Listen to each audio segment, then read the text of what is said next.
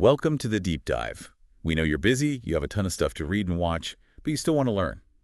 So, you bring us your sources and we go deep, no distractions. We extract the insights that are tailored to you. You get to skip the fluff and just get the info. Precisely.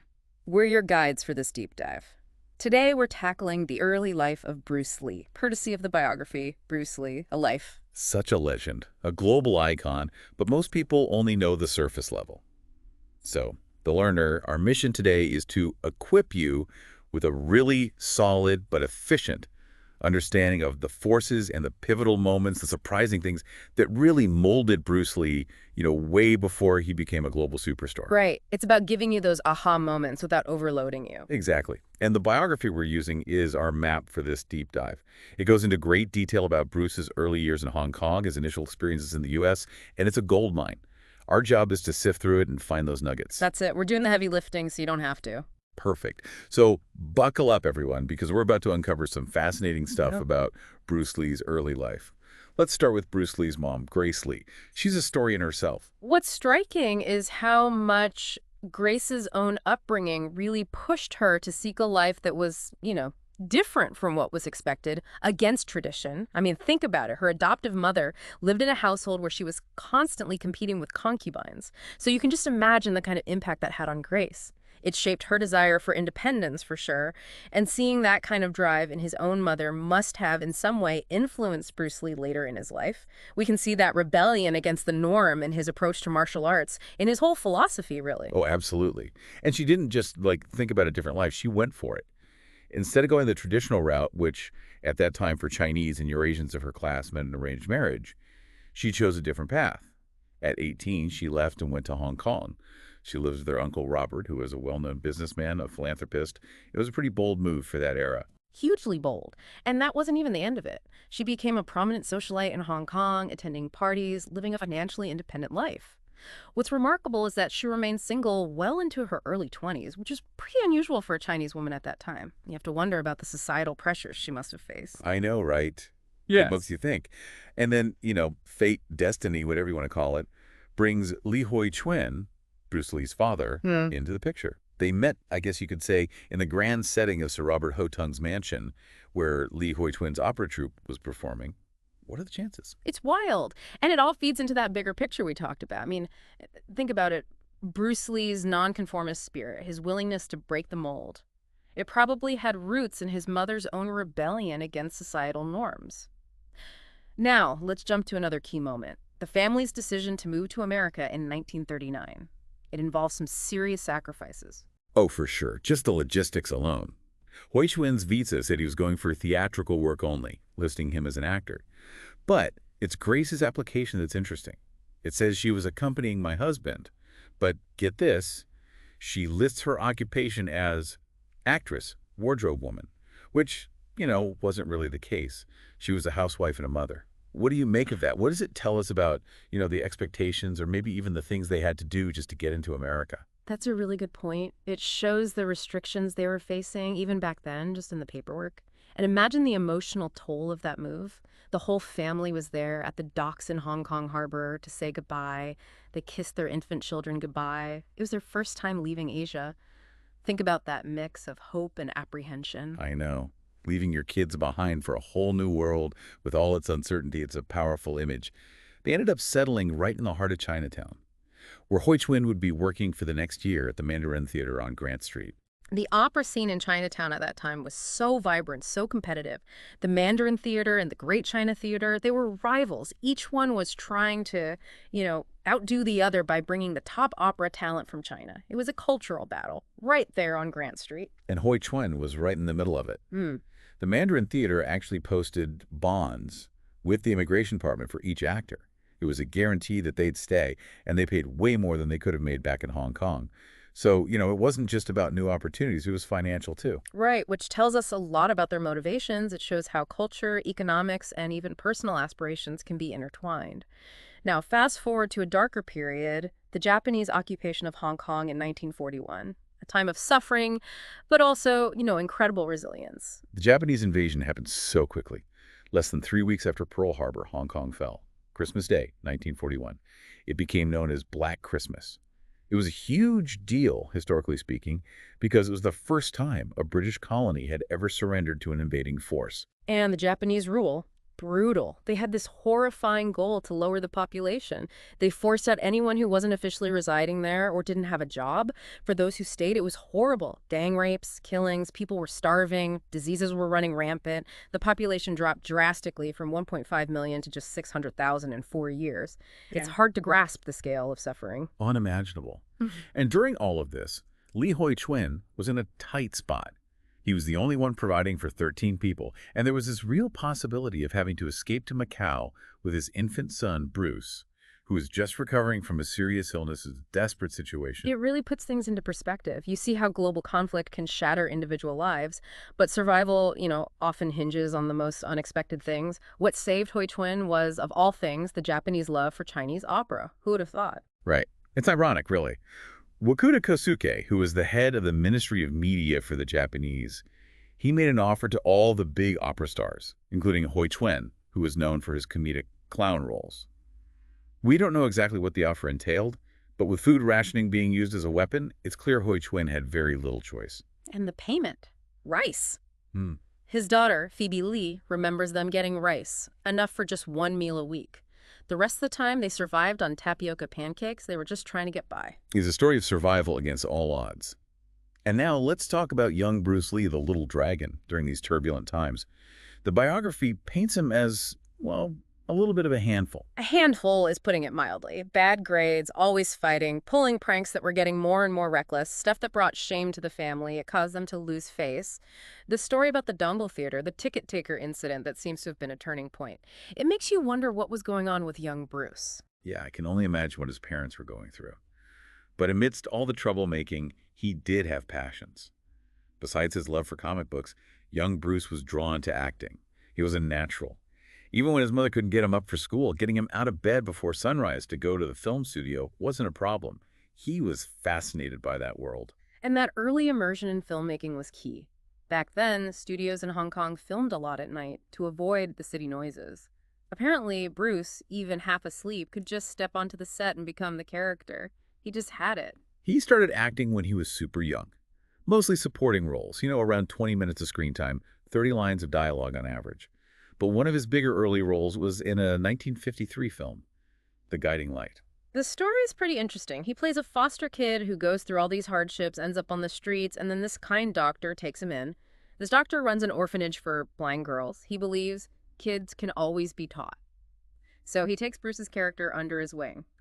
And get this, the kid ends up finding a cure for blindness. It's a dramatic story, right? And it ends with a message for the audience, urging them to care for disabled children. It sounds like Chunglun Studios, where it was made, were committed to telling meaningful stories. Oh, yeah, absolutely. Chunglun gave Bruce a real education in filmmaking, in making quality films with serious themes.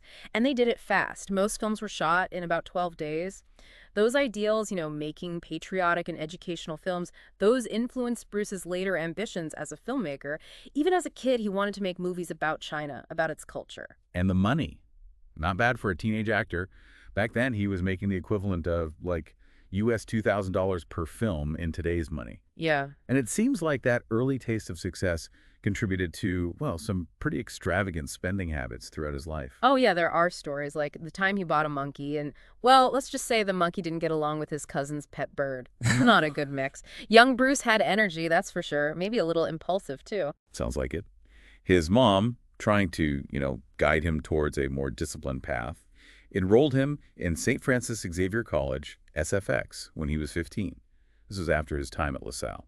SFX had a reputation for being strict. It was almost like a reform school in some ways, known for discipline, but also for its teachers, these Catholic brothers who were really good at helping troubled kids get on the right track. They definitely had their work cut out for them with Bruce. He promised his parents he'd behave, but he and his friends, they kept getting into fights in the back alleys of Kowloon.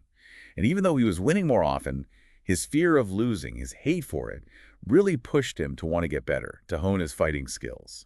And this is where it gets interesting. Why did he get into martial arts? It wasn't for self-defense or some noble pursuit. He wanted to be a better street fighter, pure and simple. He even said that his interest in kung fu only sparked when he started feeling insecure in those fights. And in those early days, he'd use anything, chains, knives, you name it. It's a far cry from the philosophical Bruce Lee we know. Yeah, it shows a different side of him. A raw beginning to his martial arts journey. Speaking of which, his early mentorships, the rivalries he had, those were crucial. He fell in with some tough guys. Hawkins Chung, William Chung. No relation, by the way. William Chun was a problem for Bruce's ego, that's for sure. He was older, bigger, a much better fighter at that point. So Bruce had a choice: stay away from William and maintain his top dog status in his little group, or swallow his pride and become William's student. And, in a move that shows he was already thinking strategically, even as a teenager, Bruce chose to learn. He saw it as a way to, study William's techniques with the goal of eventually surpassing him. It's fascinating. It shows his competitive nature, his willingness to learn from anyone, even if they were better than him. Absolutely. And those early sparring sessions were important too. He had this memorable match with a boxer, a guy named Chung. He lost the first round, got hit in the face. For someone as competitive as Bruce, that must have been a tough pill to swallow. But of course, Bruce wasn't one to give up. They had a rematch, and it was intense. It went up to the roof, to the water tank. Even though Bruce got hurt, black eye, busted lip, and he still saw it as a win. Why do you think he considered a painful draw a victory? It seems like Chung's friends stopped the fight. They thought it was getting too rough, going on for too long. But Bruce, even with his injuries, was happy. He bragged to his brother, even made the story better in his diary. Said he knocked Chung out, sent teeth flying. You see that drive in him that, well, maybe a bit of self-promotion, even then. A little bit of bravado, for sure. So let's talk about his early social life. The book mentions his first gal pal, Margaret Leung. Margaret, or Man Lan, as she was known on screen. She was also a child actor from a famous film family. Their mothers introduced them. She was 11, he was 13. It was a totally platonic relationship. More like buddies, two kids in the crazy world of acting supporting each other. It's interesting, though, the book says that Bruce was actually shy around girls when he was a teenager. He'd show off his muscles, ask them to pinch his arm. When they couldn't, he'd laugh all proud. It's kind of cute, in a dorky kind of way. And Margaret, much like Bruce, she was a bit of a rebel, a tomboy. They connected on a different level, not romantic. They were both young actors, a little unconventional. But as Bruce got older, his acting career hit a snag. When Chung Luen Studios closed down in 1955, it became harder to find work. That happens to a lot of child actors. He was getting too old for those kid roles, but hadn't transitioned into adult parts yet. He tried comedy, did a film called Sweet Time together in 1956, but he was co-starring with Sun Ma-chit Sang, who'd worked with his dad before. So it was like he was still in his father's shadow, which must have been frustrating. Yeah, he was at a crossroads, and that's when the decision to go to America came up. His parents saw it as a way for him to, grow up, to eat bitter, they said, to experience hardship and mature. But Bruce, he didn't like it. Felt like he was being punished, exiled. Hawkins Chung even said that Bruce was scared of his dad, felt he had to go. His sister, Phoebe, mentions their dad's intuition. He knew Bruce needed to face challenges, and America was the place for that. It's like he was being pushed towards a path he didn't choose. But over time, after the initial anger faded, Bruce started to see it differently. He realized he needed a change. He even admitted later that if he'd stayed in Hong Kong, he might have gotten involved with gangs, maybe even met a violent end. So what felt like punishment might have been what saved him. It's amazing how a decision you resist can change your whole life. Now, when Bruce got to America, he landed in a place with, well, let's just say a complicated history with Chinese immigrants. It's crucial to remember that history. The way Chinese people were viewed in America changed drastically. They were welcomed for their work, but then they became targets of discrimination, prejudice. They were stereotyped, seen as cunning and deceitful, that kind of thing. Chinatowns were portrayed as dangerous places, full of opium and prostitution. And all this happened during a bad economic time, the Long Depression, in the 1870s. People started seeing the growing Chinese population as a threat. They were scared of the yellow peril, this racist idea of an Asian takeover. That fear led to the Chinese Exclusion Act, which isolated Chinese Americans for 60 years. They were treated like a threat, discriminated against. It wasn't until Pearl Harbor, when America allied with China during World War II, that things started to change. The Exclusion Act was repealed in 1943. That was the America that Bruce Lee arrived in. Sobering, right? So what were his first impressions of America? He was struck by the energy, how different it was from Hong Kong. And get this, he admired Japan, maybe a bit envious even. Japan was rising in the world, it makes sense. His ship docked in Honolulu, and he was met by some Cantonese opera actors, friends of his dad. They introduced him to this wealthy benefactor, Mr. Tang. Mr. Tang practiced Hung-style boxing. He was impressed by Bruce's Wing Chun and invited him to a fancy Chinese restaurant. Bruce was shocked by the prices, $25 for shark fin soup. A different world for sure. Definitely a different world. But not everything was smooth sailing. He got a job with Ruby Chow in Seattle, but that didn't go well. Ruby Chow was a straight shooter, no nonsense. She corrected him right away when he addressed her too casually. Insisted he call her Mrs. Chow, or Auntie Chow. Bruce's response, "Why should I call you Auntie if you're not my aunt?" Not a good start. It shows a clash of cultures, that respect for elders thing. And it escalated when Bruce was perceived as being disrespectful to one of the cooks. He even dared the cook to use the cleaver he was threatening him with. Bruce was not one to back down, even in a new place. Bruce felt he was being taken advantage of, that it was like indentured servitude, like the coolie trade. He said so, openly, which made Ruby Chow think he was wild, disrespectful. A clash of personalities, for sure. What? But Bruce did enroll in the University of Washington. He said his major was philosophy, but that might not be the whole truth. He never actually switched his major from drama, and he only took a couple of philosophy classes. He was definitely interested in it, intellectually. But school wasn't his thing. His GPA after freshman year, 1.84. Even in gymnastics, he got a C. And those flips and stuff you see in his movies later on, stunt double. Yeah, school wasn't his priority. It's like once he got into college, he was done with studying. His classmates say he talked more about martial arts, philosophy, and girls than schoolwork. They even nicknamed him Beefcake. Eunice Lamb, who was dating his brother, Peter, at the time, said that if you wanted to end a conversation with Bruce, you just had to ask him about school. His real passions were elsewhere. One of those passions was Amy Sanbo. He pursued her intensely, like he did everything else. When she hurt her foot during ballet practice, Bruce insisted on carrying her up the stairs every day. Crutches, books, coat, everything. She protested, but he didn't care. He was determined. That determination, man, it's a recurring theme. Now, while he was at the University of Washington, he started to get serious about teaching martial arts. He wanted his own kung fu school, a Kwoon. Right, he started in parks, apartments, wherever he could. Weekends, he taught at Leroy Garcia's place. Weekdays, it was outdoors with students from the university. He saved up for a year, finally had enough to rent a basement space in Chinatown. That was his first official Kwoon on King Street. A big step. And his skills, his confidence, it all kept growing. And there's a story about an incident on a ferry where he had to defend himself against some guys who were giving him trouble. It showed how good he was getting. His cousin Frank even said he saw a change in Bruce. A few years before, he would have just fought everyone right away. Now he was more controlled. He was thinking strategically. So in 1964, Bruce invites Doug Palmer, one of his promising American students, to Hong Kong. Palmer was studying Mandarin and East Asian studies at Yale at that point. Before Palmer arrived, Bruce sent him a letter warning him about Hong Kong. There was a terrible heat wave, a drought, water shortages. It wasn't the picture postcard image you might have. Definitely not. And then, just before they're supposed to come back to America, something unexpected happened. Bruce got back to the apartment, walking funny, because he'd just had a circumcision. It was a surprise to his family. His younger brother, Robert, even asked him about it directly. It's a funny story, actually, shows how close they were. But that trip was also a turning point in Bruce's relationship with his dad. Yeah, before they left, Bruce and his dad hugged. A real reconciliation. But sadly, that was the last time Bruce saw his father alive. Adds a whole other layer of emotion to that trip. A significant moment.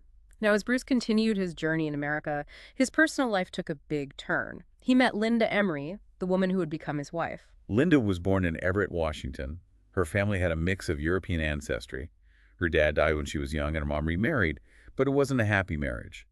Linda is described as being very determined, quiet, thoughtful, but also fiercely loyal. She seems to have been a great balance to Bruce's more fiery personality. They really complemented each other. She grew up in Seattle, not wealthy, went to Garfield High. She was a good student, wanted to be a doctor, the first woman in her family to go to college. She was a cheerleader, too. Her best friend was Sue Kay, who was Chinese American. Interestingly, Linda's mom was prejudiced against Asians and wouldn't let her date this half-Japanese boy she liked. Ironic, right? You can say that again. Linda met Bruce when he was actually heartbroken. His girlfriend at the time wasn't as committed as he was, so Linda's admiration must have been, refreshing for him. He needed that. It's clear he was looking for someone supportive, someone he could call a helpmate, as the book puts it, and Linda, being a devoted student of his, fit the bill. Soon after, Bruce met James Lee in Oakland. A guy named Alan Joe introduced them. Alan had told James how skilled Bruce was, and Bruce was immediately interested when he found out that James trained with Robert Baker's brother-in-law, who was also named James Lee, oddly enough. The martial arts connection was a powerful one, that's for sure. They hit it off right away. Bruce told James all about his life, his teaching in Seattle. He even talked about how much he admired Wally J., the famous jiu-jitsu master. It was the start of a strong friendship, and a partnership, really. One of the first things they did together was publish Bruce's book, Chinese Gung Fu, The Philosophical Art of Self-Defense. The book was mainly for money. It cost about $600 to print 1,000 copies, which they sold for $5 each. But Bruce also wanted to use the book to challenge traditional kung fu, to introduce his own ideas. It was a statement, you know? James Lee, after meeting Bruce, was becoming disillusioned with his own classical training. He felt like all those years of learning forms and sets didn't really prepare him for a real fight. He was impressed by Bruce's adaptable, modern approach. There was a shift happening in martial arts thinking back then. People were starting to question tradition, looking for something more practical, more personal. And Bruce's skill, his vision, it really captivated people. Liu Fong even said that Bruce was way ahead of his time. This energy led to Bruce opening the Oakland branch of his Junfan Gung Fu Institute. It started in a garage. But Bruce had this idea he wanted it to be an exclusive club, No signs outside, just word of mouth. People had to apply, be screened by Bruce personally. He was building a community, a group of serious students. He was very selective, only accepted people who were dedicated, had good character. Anyone who seemed violent or aggressive, he rejected them. It was different, and it meant the school grew slowly at first, but it created a strong core group of students. Bruce's relationship with Linda hit a roadblock, though. Her family was not happy about the interracial relationship. Linda's family, with their Swedish, Irish, English background, they were really against it. Her uncle told her she'd be cut off from the family if she kept seeing Bruce. There are arguments, tears, threats. It shows how tough it was for them back then. Linda was strong, though. She wouldn't budge. She loved Bruce, and she wasn't going to let her family dictate her life. Eventually, they came around. Bruce charmed Linda's mom, and they actually became close. Linda's calm personality had a good influence on Bruce's family and friends, too. His brother, Peter, even said that Linda was different from the other women Bruce had dated. She was quieter, more thoughtful. Bruce himself said that Linda reminded him of the Chinese girls he knew, maybe because of her loyalty and strength. They were a good match. Now, around that time, another important person came into Bruce's life, Ed Parker. He was a big deal in introducing Bruce to Hollywood. Parker was a Kenpo karate instructor from Hawaii. He understood how popular martial arts were becoming, and he knew how to use that. He opened schools in Pasadena and Beverly Hills, and he attracted celebrities. He knew how to network, how to make connections. He was called the high priest and prophet of the Hollywood sect. He even did some acting himself, was in a few movies and TV shows. He knew how to promote himself, that's for sure. So, in late August of that year, after doing some performances in LA, Bruce and James Lee went back to the Bay Area. A lot was happening. James's wife, Catherine, was really sick. Linda was pregnant, taking care of their kids. And the Oakland Kung Fu School wasn't doing so well financially. On top of all that, Bruce was scheduled to perform at the Sun Sing Theater in San Francisco. That place meant something to him because his dad had performed there years ago. But he knew he wasn't going to get a warm welcome. Word had gotten around about his views on traditional martial arts, how critical he was. Some traditionalists even bought tickets to the performance just to confront him. It was tense. And it was during that time that the infamous Wong Jack Man Challenge happened. They were introduced by David Chin, and right away, Bruce asked Wong if he'd been at the Sun Sing Theater, where Bruce had made those controversial comments. Wong said he hadn't been there, but he'd heard about it. David Chin tried to smooth things over, suggested they spar, friendly. But Bruce reacted aggressively. He even accused David of getting his friend killed in a previous fight. It was intense, unexpected. People were shocked. It was clear there was more bad blood than they'd anticipated. Attempts to set some rules to make it a fair fight, they all failed. The aftermath of the fight, well, there are conflicting stories. Wong Jack Man, who apparently had a black eye, didn't say anything publicly, Bruce, even though he wanted to keep it quiet, he couldn't help himself. He told people, especially since it was indirectly linked to Diana Chang, the actress. The Hong Kong media even ran a story about it, a sensationalized version. Bruce said he won, that he scared Wong, who then ran away and gave up. But David Chin publicly disagreed with Bruce's account. He said that Bruce challenged everyone, wanted a full-on fight, and that it ended in a draw. It just shows how stories change when there's no clear account. Whatever the truth is, the fight with Wong Jack Man was a turning point for Bruce. It made him rethink his whole approach to martial arts. He realized that it wasn't about the style, it was about the individual. And that just adapting techniques wasn't enough. He needed to create his own system from scratch. That's what sparked the development of Jeet Kune Do. It also made him think about his career. The bad press, the people who disliked him, it made him wonder if teaching martial arts was really what he wanted to do for the rest of his life. He wanted more recognition, a bigger stage. Hollywood was calling. And that call got louder when William Dozier, who liked what he saw of Bruce at the Long Beach tournament, contacted him about a project called Number One Son. Dozier offered Bruce a screen test. Bruce jumped at it, even though his wife Linda was 9 months pregnant. And then, on February 1st, 1965, right on the first day of the Chinese New Year, Brandon Bruce Lee was born. His Chinese name was Gokho, meaning national hero. Bruce was so proud, he even called Brandon, who had this striking blonde hair, a blonde, gray-eyed Chinaman. But those early months were tough. Brandon didn't sleep well. A new baby and a chance at Hollywood. Bruce started to shift his focus. He realized he didn't want to just teach self-defense forever. He saw that Long Beach tournament as his chance to break into the movie world. So before going back to Hong Kong, he did what everyone in Hollywood does. He got an agent. Dozier recommended William Belasco, and they signed a deal. But the Number One Son project got put on hold. Bruce agreed to come back when it started up again. This downtime gave him a chance to work on his skills. He trained hard, studied different fighting styles, even watched films of boxers like Muhammad Ali. He was fascinated by Ali's Phantom Punch. He read everything he could, about boxing, fencing, philosophy. He was preparing himself. But Hollywood wasn't easy. Charlie Chan's Number One Son never got made. ABC didn't want to risk a show with an unknown Chinese actor as the lead. Even though Bill Cosby was breaking ground in I Spy, things were still difficult for Asian actors in Hollywood. There were exceptions, like Sessue Hayakawa in the silent era, but most roles were stereotypes, limited. But Dozier had another project, The Green Hornet. He offered Bruce the role of Kato. Not the lead, but Bruce didn't have many choices. He was under contract, needed the money. But he made sure the Kato role was more than just a servant, like in the radio show. He became a partner to the Green Hornet. And, importantly, he was the fight choreographer. This was the first time American audiences really saw Chinese kung fu on TV. It was a big deal.